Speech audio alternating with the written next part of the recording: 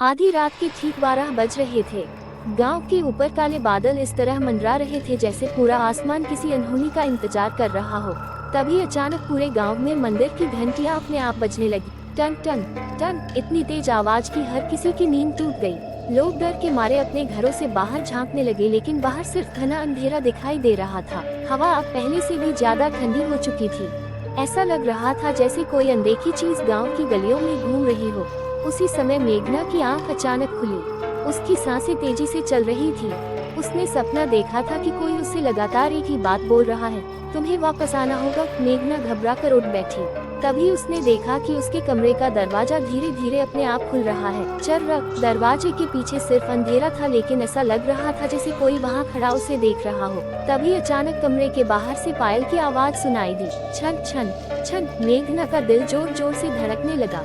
गांव के इस पुराने घर में आधी रात को पायल की आवाज कैसे आ सकती थी।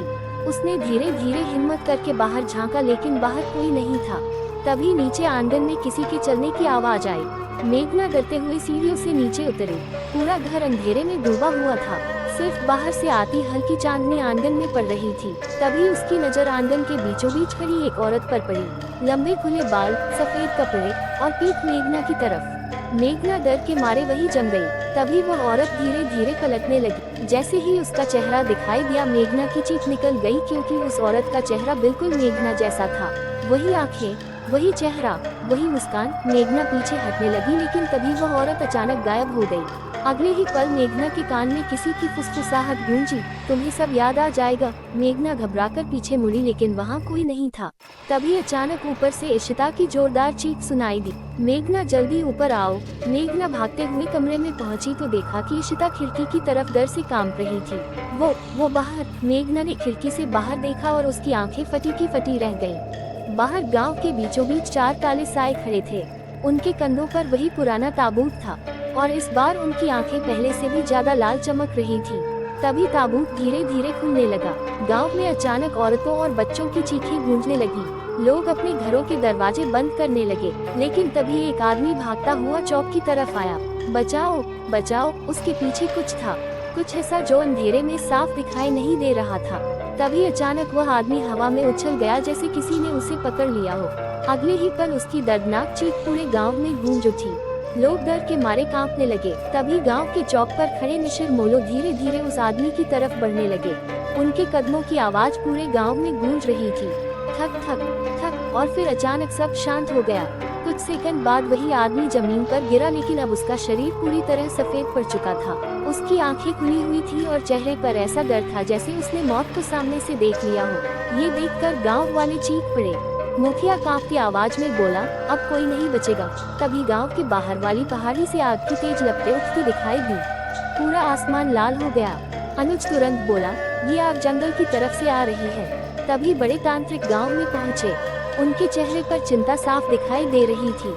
बहुत देर हो चुकी है, उन्होंने भारी आवाज में कहा। जिस शक्ति को 400 साल पहले बंद किया गया था, वो अब पूरी तरह जाग चुकी है। सभी गांव वाले डर के मारे उनकी तरफ देखने लगे। मुखिया बोला, बाबा अब हमें कौन बचाएगा। तांत्रिक ने धीरे धीरे मेघना की तरफ देखा। अब सिर्फ यही बचा सकती है। ये सुनकर सभी हैरान रह गए। मेघना घबरा कर बोली, मैं, लेकिन कैसे। तांत्रिक ने अपनी आंखें बंद की और कहा, क्योंकि तुम कोई साधारण लड़की नहीं हो। तुम उसी राजकुमारी का पुनर्जन्म हो जिसने मृत्युंजय अमृत को इस दुनिया में लाया था। ये सुनते ही मेघना के पैरों तले जमीन खिसक गई। तभी उसके दिमाग में अचानक तेज दर्द होने लगा। उसकी आंखों के सामने अजीब अजीब तस्वीरें चमकने लगी। एक पुराना राजमहल, चारों तरफ आग, लोग चीख रहे हैं, और बीच में वही रहस्यमय आदमी काला लबादा पहने खड़ा मुस्कुरा रहा है।